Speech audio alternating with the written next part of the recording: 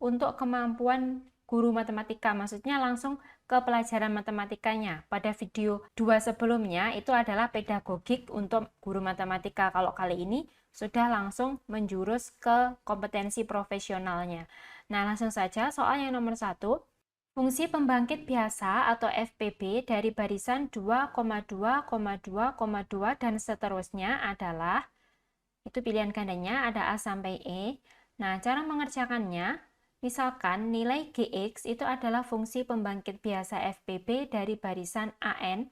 AN itu dari soal tadi, yaitu 2,2,2,2 dan seterusnya. Sehingga menurut definisi FPB, Gx itu sama dengan A0 kali X pangkat 0 ditambah A1 kali X pangkat 1 ditambah A2 kali X pangkat 2 ditambah A3 kali X pangkat 3 dan seterusnya. Nah, karena nilai A-nya tadi adalah 2, berarti A ke 0 itu sama dengan 2, X pangkat 0 itu sama dengan 1, berarti nilainya 2. Nah, yang selanjutnya, untuk A1-nya itu sama dengan 2 dikali X pangkat 1, berarti 2X ditambah, dan seterusnya ya, 2X kuadrat ditambah 2X pangkat 3 ditambah 2X pangkat 4, dan seterusnya. Maka sama dengan 2 dikali 1 ditambah X ditambah X kuadrat ditambah X pangkat 3 dan seterusnya. Dimana kalau kita tahu bahwa bentuk 1 ditambah X ditambah X kuadrat ditambah X pangkat 3 dan seterusnya itu merupakan ekspansi Maclaurin dari Fx sama dengan 1 per 1 min X. Sehingga nilai Gx-nya itu sama dengan 2 dikali 1 per 1 min X sama dengan 2 per 1 min X. Jadi jawaban yang benar adalah yang A. Kita lanjut soal nomor 2. Garis menyinggung parabola Y sama dengan X kuadrat di titik 1,1. Persamaan garis singgung tersebut adalah, nah perlu kita ketahui di mana Y sama dengan X kuadrat sama dengan 4 dikali seperempat dikali X kuadrat, itu sama ya seperti X kuadrat, memiliki fokus di titik 0,1 per 4 dan direktrisnya Y sama dengan min 1 per 4. Nah, gambar grafiknya kurang lebih seperti ini. Selanjutnya, letak titik C itu berkoordinat di 1,1. Berarti di titik C ini adalah 1,1. Nah, garis HC ini adalah garis singgung dan titik H itu adalah titik tengah fokus antara F dan G, yaitu ini nilainya 0,5. Nah, selanjutnya kita mencari gradien titik HC, di mana gradiennya yaitu 1 min 0 per 1 min setengah, maka nilai gradiennya sama dengan 2. Selanjutnya, nah untuk menentukan persamaan garis singgung di titik HC, kita menggunakan persamaan Y min Y1 sama dengan M ini adalah gradien, dikali X min X1. Nah, maka Y min 1 sama dengan gradiennya tadi 2 dikali X min 1. Maka ketemu persamaan Y sama dengan 2X min 1. Nah, jadi itulah garis singgung parabola Y sama dengan X kuadrat yang melalui 1,1 adalah Y sama dengan 2X min 1. Jadi jawaban yang benar adalah yang B. Kita lanjut soal nomor 3. Perhatikan gambar berikut. Nah, di sini ada gambar segitiga KLM, terus ada garis MN. Berapakah panjang KN-nya? Berarti yang ditanyakan adalah panjang KN-nya ini. Nah, teman-teman, kalau teman-teman teliti, di sini tuh ada dua segitiga, yaitu yang pertama ada segitiga KLM, terus yang kedua itu ada segitiga NLM. Nah, yang pertama kita pakai yang segitiga besar dulu, KLM. Kita bisa menggunakan persamaan Pitagoras, maka diperoleh persamaan di mana sisi alasnya atau KL kuadrat itu sama dengan sisi miringnya KM kuadrat dikurangi sisi tegaknya LM kuadrat. Kita masukkan nilainya, KM-nya di situ diketahui 17, berarti 17 kuadrat dikurangi LM-nya, tingginya, yaitu 8, berarti 8 kuadrat. Kita hitung 17 kuadrat itu sama dengan 289 dikurangi 8 kuadrat itu adalah 64, maka KL kuadrat sama dengan 225, KL-nya yaitu akar dari 225 sama dengan 15. Nah, selanjutnya, karena kita diminta untuk mencari KN, kita sudah memperoleh informasi KL, kita selanjutnya bisa mencari nilai NL. Di mana untuk mencari nilai NL, kita menggunakan segitiga kecil, segitiga yang kedua, yaitu segitiga NLM. Sama seperti tadi, menggunakan Pitagoras, ketika kita mau mencari nilai NL, berarti persamaannya NL kuadrat sama dengan MN kuadrat dikurangi ML kuadrat, kita masukkan nilainya, MN-nya yaitu 10 kuadrat, min ML-nya 8, berarti 8 kuadrat, sama dengan 10 kuadrat itu 100, dikurangi 8 kuadrat itu adalah 64, maka NL kuadratnya sama dengan 36. Jadi nilai NL-nya yaitu akar dari 36 sama dengan 6.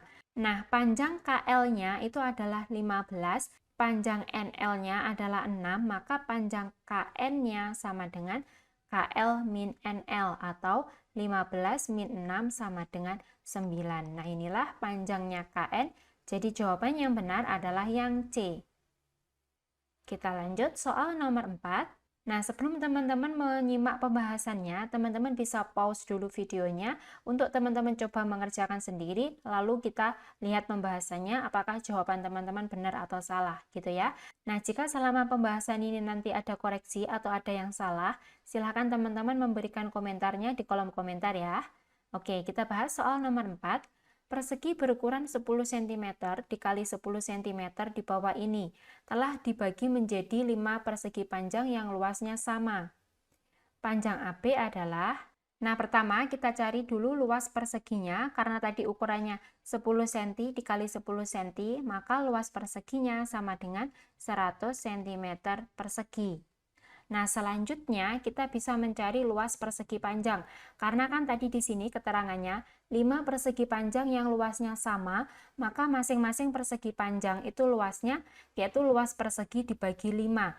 Berarti luas persegi panjang atau luas masing-masing persegi panjang adalah 20 cm. Kita peroleh dari 100 dibagi 5 sama dengan 20. Nah, selanjutnya panjang garis A, berarti garis A itu yang ini, sama dengan 20 cm persegi dibagi 10 cm. Nah, kenapa? Diperolehnya dari mana? Di mana luasnya, luas persegi panjang yang B ini, luas yang ini. Nah, ini kan ada sisinya, yaitu A, ada tingginya. Tingginya ini berarti kan sama saja seperti sisi persegi, yaitu 10 cm. Karena luas persegi panjang itu adalah panjang kali lebar, kita mau mencari lebarnya, maka lebar sama dengan luas dibagi panjang. Luasnya tadi 20 cm persegi, dibagi panjangnya 10 cm, maka nilai lebarnya atau panjang garis A sama dengan 2 cm. Nah, selanjutnya, untuk sisi yang ini, tadi kan juga sama, sisinya yaitu sisi persegi, yaitu 10 cm, sudah diketahui nilai A-nya 2 cm, maka nilai B-nya ini sama dengan 10 dikurangi 2, yaitu 8 cm. Nah, selanjutnya kita lihat persegi panjang BC ini, luasnya yaitu kan sama 20 cm persegi, di mana B kali C sama dengan 20 cm persegi. Nah, sehingga untuk memperoleh garis C, karena garis B-nya tadi sudah diketahui, maka garis C sama dengan luasnya tadi 20 cm persegi per 8 cm. 8 cm ini panjangnya B. Maka nanti ketemu C sama dengan 2,5 cm atau 2,5 cm. Nah, selanjutnya untuk garis yang D, karena garis C-nya ini tadi sudah diketahui 2,5, maka untuk garis D-nya, di mana sisi ini tadi kan sama seperti sisinya persegi, yaitu 10 cm, maka untuk memperoleh nilai D atau panjangnya D itu sama dengan ini 10 dikurangi C atau 10 dikurangi 2,5 sama dengan 7,5 cm. Ini panjangnya D. Selanjutnya kita lihat persegi panjang DE ini atau persegi panjang yang A ini, dia kan luasnya juga sama 20 cm persegi. Di mana panjang D-nya tadi sudah diketahui 7,5, maka nilai E-nya yaitu nanti ketemu E-nya sama dengan 20 per 7,5 atau 7,5, maka nanti ketemu nilai E-nya sama dengan ini, 2/3 cm. Nah, selanjutnya, ketika panjang garis E ini sudah ketemu, maka kita bisa mencari garis F. Di mana garis F ini tadi kan di sini tuh sama dengan A. A kecil tadi sudah kita ketahui, maka untuk memperoleh nilai F, yaitu 10 dikurangi E dikurangi A, sama dengan 10 dikurangi E-nya 2/3 dikurangi A-nya yaitu 2. Maka diperoleh nilai F-nya sama dengan 5/1/3. Karena kan tadi di soal yang ditanyakan adalah AB, di mana panjang AB ini sama dengan panjang F, maka panjang AB-nya sama dengan 5/1/3. Jadi jawaban yang benar adalah yang A. Kita lanjut soal nomor 5. Bisa teman-teman pause dulu untuk dicoba dikerjakan. Di mana pada jajar genjang ABCD, nilai AE itu sama dengan EF sama dengan FB. Perbandingan luas segitiga DEF dan jajar genjang ABCD adalah di mana luas ABD itu sama dengan luas BCD sama dengan setengah luas jajar genjang ABCD. Nah, selanjutnya untuk luas ADE itu sama dengan luas DEF sama dengan luas BDF sama dengan sepertiga luas ABD. Sehingga luas ADE itu sama dengan sepertiga luas ABD sama dengan sepertiga, di mana luas ABD tadi yaitu setengah luas ABCD. Maka perbandingan luas ADE dengan luas ABCD sama dengan, ini kan kalau dikalikan 1/6 atau perbandingannya 1/6. Jadi jawaban yang benar adalah yang B. Kita lanjut soal nomor 6. Teman-teman pause, teman-teman kerjakan dulu. Diketahui kubus ABCD EFGH dengan rusuk 8 cm, di mana M itu adalah titik tengah antara EH, jarak titik M ke AG adalah, nah biar teman-teman gak bingung, kita gambarkan dulu kubusnya, kurang lebih seperti ini, di mana M itu titiknya di sini antara E sama H. Nah, misalkan dari titik M kita tarik garis lurus sampai di sini ada nilai I, ada titik I.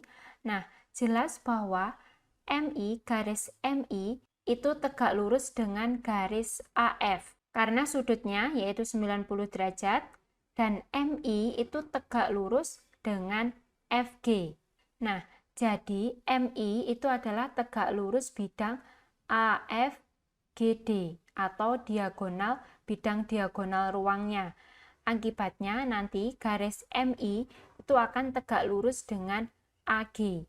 Nah, karena MI dan AG berpotongan di titik J, di sini titik J-nya, maka jarak M ke AG itu sama dengan panjang ruas MC atau panjang garis MC. Nah, untuk mencarinya, MC itu adalah setengah diagonal sisi, yaitu setengah dikali, di mana diagonal sisinya itu 8/2. Maka nilai MC-nya sama dengan 4/2. Jawaban yang benar adalah yang D. Nah, kalau teman-teman bingung kenapa nilai diagonal sisinya itu sama dengan 8/2, kita cek di sini ada segitiga ABF. Kita tuliskan dulu segitiga ABF. Teman-teman fokus ke segitiga ABF. Nah, ketika kita mau mencari garis AF, itu sama dengan menggunakan Pitagoras, AF kuadrat sama dengan AB kuadrat, sisi mendatarnya atau alasnya, ditambah sisi tegaknya atau tingginya, BF kuadrat. Atau nilai AF itu sama dengan akar AB kuadrat ditambah BF kuadrat. Nah, karena sisi kubus itu sama, yaitu panjangnya 8, berarti akar AB tadi 8 kuadrat, BF-nya juga sama 8 kuadrat. Atau sama dengan akar 2 dikali 8 kuadrat. 8 kuadratnya di akar itu jadinya 8, terus akar 2-nya tetap akar 2. Nah, inilah diagonal sisinya 8 akar 2. Jadi yang ini sudah nggak bingung ya teman-teman. Jadi jawabannya adalah setengah dikali 8 akar 2 sama dengan 4 akar 2. Kita lanjut soal nomor 7. Kubus ABCD EFGH dengan R pada DC sehingga ER dibanding RC sama dengan 2:1. Perbandingan volume limas dan kubus adalah, kita gambarkan dulu kubusnya, kurang lebih seperti ini. Di sini ada A, B, C, D, E, F, G, H. Di mana titik R-nya itu antara DC, berarti di sini. Perbandingan ER dibanding dengan RC itu sama dengan 2:1.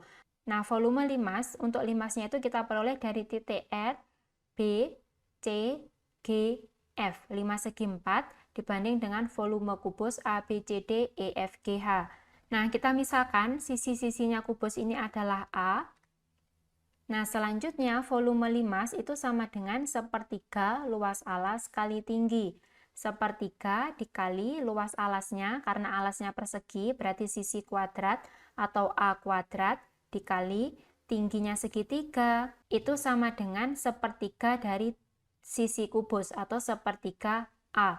Maka volume 5 sama dengan 1/9 A pangkat 3. Sedangkan untuk volume kubus itu kan sisi pangkat 3 atau A pangkat 3. Nah, maka perbandingan antara volume limas dibanding dengan volume kubus sama dengan 1/9 A pangkat 3 dibanding A pangkat 3. A pangkat 3-nya kita coret, maka perbandingannya 1:9. Jadi jawaban yang benar adalah yang E. Kita lanjut soal nomor 8.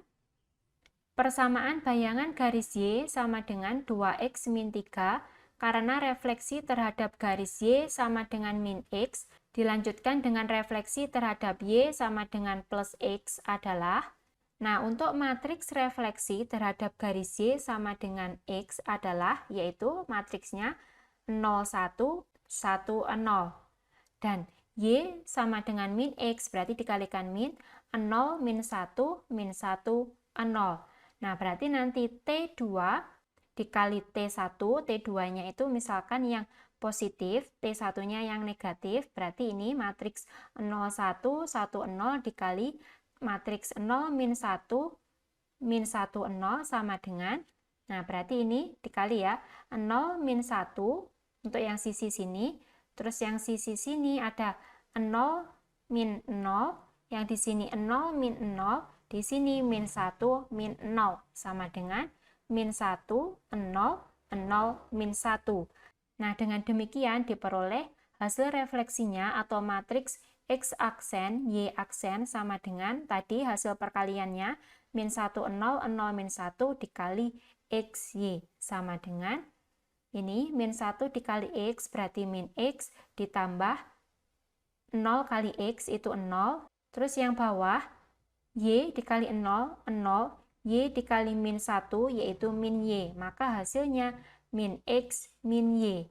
Jadi bayangan dari Y sama dengan 2X min 3 adalah Y-nya kita ganti min Y, untuk X-nya kita ganti min X. Jadinya min Y sama dengan min 2X min 3 atau Y min 2X min 3 sama dengan 0. Jadi jawaban yang benar adalah yang B. Kita lanjut soal nomor 9. Nilai dari integral x kuadrat dikali x plus 2 dx dengan batas 0 sampai 2 adalah, kita tuliskan dulu, kita jabarkan di mana x kuadrat dikali x plus 2 itu sama dengan x pangkat 3 ditambah 2x kuadrat, terus diintegralkan ya.